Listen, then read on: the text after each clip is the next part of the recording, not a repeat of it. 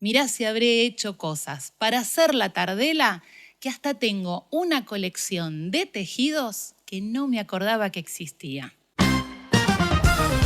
Bienvenidas a Mujeres que Tejen, el podcast de las arañas que entre puntos y tramas encontramos nuestra mejor versión. Soy Clelia Tardela y en estos episodios juntas vamos a ovillar y desovillar estos enredos de la vida.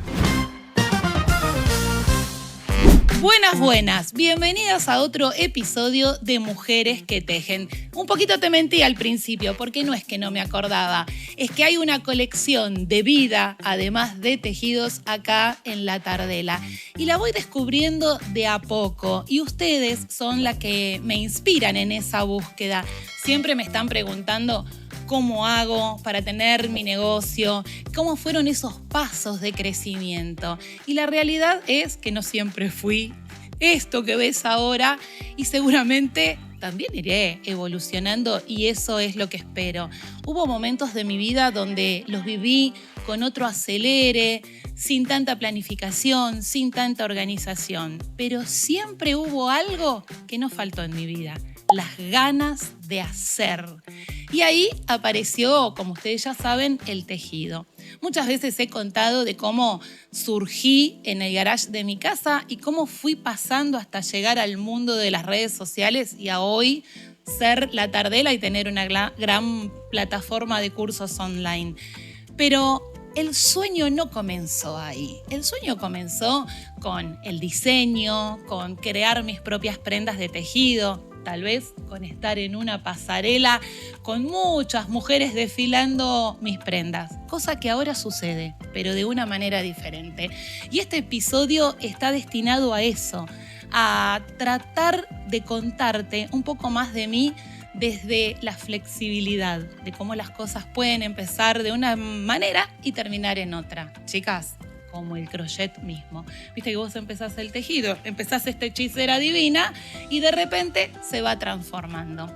Hace un tiempo, buscando unas fotos en Facebook, porque yo comencé en Facebook y era muy fanática de Facebook, después me enamoré de Instagram y pasé a Instagram. A propósito de todo esto, ¿ya te suscribiste a este canal y me seguís en las redes sociales? Sí, @latardela en Instagram, ahora es mi casa favorita. Bueno, retomando el hilo, ovillando y desovillando, estaba en Facebook buscando algunas fotos de mi hija para una situación especial. ¿Y qué me aparecen? Las fotos de ver modelando todas mis prendas, pero no prendas de los cursos online que hay en la plataforma y de los que vos ya conocés. Una primera colección que había hecho en tejido, mezclando crochet, 2 agujas, hasta fieltro amasado. Prendas a las cuales las recortaba, las cosía y ahí estaba la primera colección de La Tardela intentando salir al mundo. ¿Cómo lo hice? Y la verdad es que creativa fui siempre, espero seguirlo siendo por mucho tiempo más. Y siempre me gustó buscar, hacer cosas nuevas. Entonces me puse a mezclar todo lo que ya sabía. Un poco de 2 agujas, un poco de crochet, pero obviamente yo quería una buena colección, por lo tanto mis manos no alcanzaban. Y ahí estaban amigas prestando manos, alguna persona que conocía y que tejía esas partes para que yo después todo lo uniera y todo ustedes lo pudieran conocer. Me imagino que deben querer conocer esa colección. Esa colección estaba lista para ser mostrada a mi mundo, que en ese momento era bastante más chiquito. ¿Y mi mundo cuál era? Mi local de ropa. Así que preparé un perchero, lo puse como en un sector especial y estaban todas las prendas de Clelia Paola con su etiqueta de La Tardela, bastante rústica, esperando ser elegidas. Obvio que a todo el mundo le gustaban, pero empezaron a pasar las cosas que nos pasan a todas, como vendedoras y como compradoras. Nos gusta una prenda, pero tal vez nos queda chica, nos queda grande, nos encanta, pero tiene un toque de un color que no nos queda tan bien y lo queremos de otra manera. Entonces empezaron a venir los pedidos. Me gusta, pero ¿no me lo modificarías? ¿me lo haces más largo? ¿Y si en vez de tostado me lo tejes en rojo? Y ahí me di cuenta que todo lo que yo quería se tenía que ir modificando. ¿Qué me convenía? ¿Tener un perchero con mis diseños o trabajar a pedido? Seguramente a muchas de ustedes les pasa esto. Hacen pedidos y la gente viene y quiere otra cosa. Y ahí empieza la disyuntiva de lo que hacemos. Nuestras manos no alcanzan para todo, entonces hacía algunos para el perchero y venían los pedidos. Llegaba la que traía su hilado y me pedía un poncho, o que mezclara una prenda y pusiera de la otra en otro color. Y ahí estaba Clelia pensando cómo hacía con todo esto. En esa época no solamente vivía muy, pero muy acelerada, sino que siento que todo era mío y solo estaba dispuesta a compartirlo de esta manera. Esta es la prenda, esta la hago y así te la doy. Era incapaz de contar cómo se hacía una de esas hileras. Sentía todo mío y así, bien, pero egoísta tal vez, o con este sentido de pertenencia, de que solo lo quería para mí. Las manos no me empezaron a alcanzar, tampoco el ingreso era tan grande, me repartía entre todas las actividades que tenía y un día aparece alguien que quiere que yo le enseñe. Fue como que me clavaron una daga en el medio del pecho. ¿Cómo te voy a enseñar lo que yo sé si esto es mío? Me pertenece. Les debe llamar mucho la atención esto a ustedes, porque ahora me la paso enseñando y compartiendo todo lo que sé. El camino fue hasta durísimo. Hubo momentos, chicas, que fueron desgarradores, porque aparecía la necesidad de mi trabajo y esta cosa de sentir que algo era muy mío. ¿Viste como cuando alguien te regala algo y lo tenés bien aferrado y solo te pertenece a vos? Las que somos madres también nos pasan con nuestros hijos, que cuando empiezan a andar por la vida hasta nos enojamos y sentimos que nos pertenecen. Bueno, el tejido siempre fue otro de mis grandes hijos y sentía que no lo iba a poder hacer. Pero ahí apareció algo muy importante.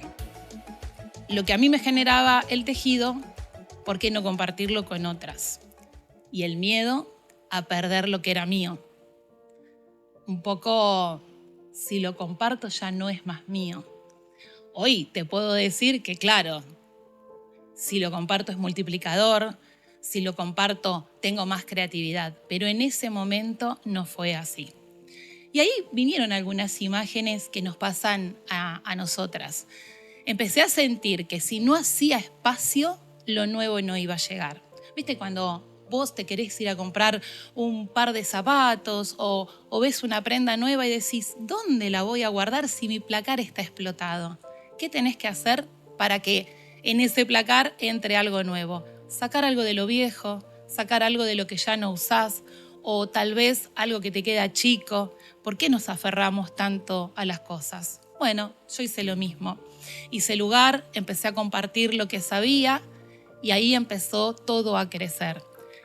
Parece hasta increíble hoy para mí que compartiendo lo que sé, yo pueda tener más. Y cuando digo más, hablo más creatividad, más crocheteras que formamos este condado, más ganas de hacer otras cosas y no quedarme siempre tan aferrada a ese par de botas del año 1990 que mi vieja me las compró con tanto esfuerzo.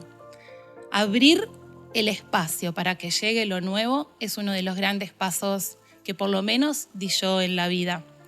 Con mucho miedo, muchísimo. Imagínate si todo el mundo me robaba las ideas, como si no fuera a tener nuevas ideas. ¿Qué pasaba si alguien copiaba algo de lo que yo había hecho? Y ahora me llena de orgullo ver las redes sociales y ver miles de mujeres con una hechicera como esta, en diferentes colores, con mangas, sin mangas.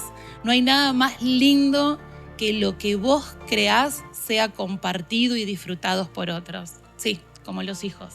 Viste que los querés para vos y después los ves por la vida y te encontrás con alguien que te dice, tu hijo es un divino, me acompañó en tal situación, o tu hija estuvo al lado mío cuando no me sentía tan bien, es multiplicador, pero nos cuesta. Sobre todo si sos una taurina aferrada a lo tuyo y además te sentís egoísta. Y no creo que sea egoísmo, creo que es el miedo a perder, el miedo a soltar lo que tenemos.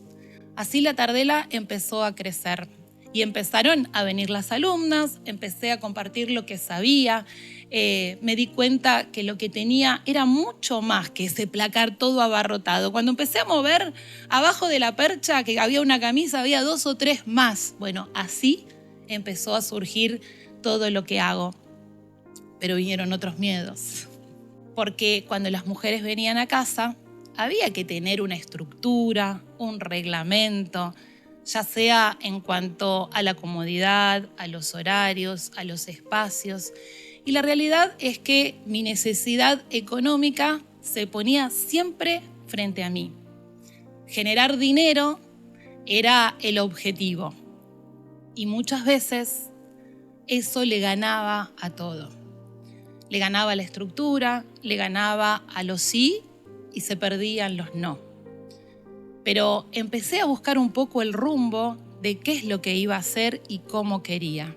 Y eso da terror, chicas, porque ordenarse y decirle a los otros cómo va a ser lo que vos estás brindando, tenemos tanto miedo a que se vayan, a que nos abandonen, a que se busquen otro espacio. ¿Cómo hacer para decir la clase es de 3 a 5? Y entramos a las 3 y se termina a las 5. No es 3 menos 5 o 3 menos 10. Empezamos a dar explicaciones, a contar que en esos 5 minutos yo estaba en el baño cambiándome, que era mi momento. Todo tiene que tener una justificación, nos gana la culpa. Y esto nos pasa a todas en todos los aspectos de la vida. Pero cuando la necesidad es lo único que vemos, todo cuesta un poquito más. Y ahí estaba, Clelia, la de los reglamentos. Mi peluquera siempre decía que yo tenía muchos reglamentos para criar a mis hijos. Bueno, ahora los reglamentos se venían a mi trabajo. Y cuando uno conoce su lugar, cuando uno conoce sus deseos, cuando uno tiene ganas de algo claro, eso tiene que ser más fuerte. Vienen los reglamentos. Perder el miedo, la mirada del otro, las veces que habré escuchado, pero ¿qué te pensás que haces en la vida como para decirme cuál es mi horario, cuál es mi turno? Que no puedo aparecer a cualquier hora a tocar timbre y decirte, ay, me quedó este puntito dando vueltas, ¿me ayudás? Que lo que yo estaba haciendo tenía ese valor de cual tanto hablamos. Cuesta y cuesta muchísimo. Y si ustedes me van a preguntar, ¿qué fue lo más difícil para tener lo que hoy tengo? Ponerle los límites, no a la gente, sino ponerme los límites a mí misma. Respetar eso que yo quería, el horario, el orden, la estructura. Y sobre todo, no quedarme con mi cabeza rumiando con lo que el otro me había dicho sobre mi trabajo. Eso nos pasa a todas. Siempre estamos pensando, me dijo, me hizo. No, era yo que estaba habilitando sentirme de una manera porque todavía, a pesar de todo, yo no encontraba mi lugar. Y las veces que me quedé pensando si no era más fácil armar un perchero y vender que empezar a gestionar estos espacios con tantas mujeres donde yo me sentía muy expuesta, donde tenía que manifestar de la mejor manera que me salía lo que quería para sostenerlo. Y a eso sumale que el espacio de tejido siempre fue un espacio terapéutico. Entonces, no sabía cuál era bien mi lugar. Si la que enseñaba, si la que hasta terminaba dando un consejo o una sugerencia, si la que sostenía una tristeza, si la que abrazaba algún duelo, si la que tenía que tomarse un ratito para ir a buscar un mate y venir y cambiar la cara, hasta lavarme la cara en el medio de las clases para ver cómo acomodaba todo eso que estaba sucediendo. Y no es que eso no me gustaba, es que yo no estaba preparada para eso. Yo quería enseñar a tejer, crear un espacio agradable, pero también tenía que conocer cuáles eran mis limitaciones. Si yo estaba dispuesta a comprometerme emocionalmente con tantas personas que hacían del espacio de tejido un espacio terapéutico, o si solo quería enseñar. Y la realidad es que no se puede separar, porque el tejido es terapéutico, porque el tejido nos hace bien, porque el tejido nos encuentra con otras mujeres, nos hermana en lo que nos sucede. Los cuestionamientos siempre míos son internos, no hacia afuera. Poder preguntarme qué estaba dispuesta a hacer, qué estaba dispuesta a sostener y si yo estaba dispuesta también a ser parte de todo. Obviamente la terapia ayuda, siempre ponerme en manos de alguien que me acompañe y me sugiera y me sostenga fue muy importante.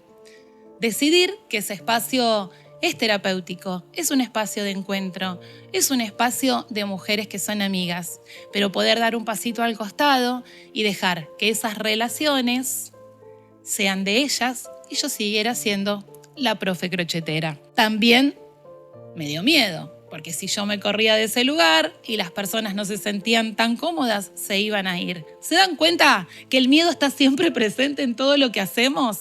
¿Se dan cuenta que siempre tenemos que lidiar con ese miedo? Y sí, me doy cuenta. Pero si el miedo lo transformamos no en un miedo, lo bajamos a temor, lo convertimos en nuestro aliado y lo usamos para saber qué es lo que queremos y además ante qué nos pone a nosotras para ser mejores. Conocer nuestras limitaciones y saber qué es lo que queremos. Así se empiezan a armar esas mesas de tejedoras que en algún momento estuvieron en mi casa y hoy andan por el mundo entero. Saber que uno es un puente, que uno gestiona, que uno al principio abre la puerta para ir a jugar, pero que después tenemos que dejar que ustedes armen su propio juego y siempre, cada tanto, pasar ahí a ser parte un ratito de eso que tal vez, como esa primera cadenita o el anillo mágico que le da inicio a algo, sabemos que surgió adentro de lo que nosotros queremos. Y acá me emocioné. Así que yo traía 3 preguntas para este final, pero creo que tengo que respirar un poquito porque de verdad me emociona mucho poder ser anillo mágico, me emociona mucho poder ser cadenita, me emociona mucho poder ser puente y ver cómo las mujeres andan por el mundo compartiendo lo que les sucede a través del tejido. No me quiero llevar las 3 preguntas, pero no sé cómo hacer. Y las 3 preguntas las comparto siempre y las voy a dejar acá un poco para todas ustedes porque son las que hoy me hago en cada situación y que las aprendí en todos estos años. Creo que si en aquel tiempo yo las hubiese tenido tan presente como las tengo ahora, hubiese sido todo más fácil. Pero aprendemos haciendo, tejemos destejiendo. Así que esas preguntas hoy me guían y hoy te las quiero dejar acá. Es muy importante que hagas lo que hagas, con el tejido, con tu vida, con tus deseos, con tus sueños, te preguntes qué es lo que querés, qué es lo que vos querés hacer de verdad. Y muchas veces ese qué quiero empieza con los descartes de lo que no quiero. Después que te preguntes para qué lo querés. Ese para qué es el más importante, es el que te guía. Tener un para qué, eso que hoy tanto llaman propósito, tener un para qué es el que te va a sostener cada vez que te estás cayendo, cada vez que sentís el miedo, que tal vez estás equivocada, que cambiaste por otra cosa que a lo mejor no vale tanto, el para qué siempre te sostiene. Y por último, ¿qué estás dispuesta a hacer por todo eso? Y acá a veces es lo más difícil, porque claro, es fácil verla a Clelia Paola o a la Tardela en un estudio de Latin BA frente a un micrófono, ver clips que andan por todos lados y se comparten y se viralizan, pero hay muchas cosas que tenemos que dejar por lo que queremos. Cambiar los sueños puede ser una, pero siempre tienen que ver con nuestro tiempo, con nuestra vida, con ese para qué fuerte que te deja cosas de la vida que a veces, no sé si se descartan, pero quedan ahí un poquito más en pausa por lo que querés. Si querés te doy un ejemplo chiquito. ¿Qué es lo que querés, Clelia? Compartir mi tejido con mujeres. ¿Para qué?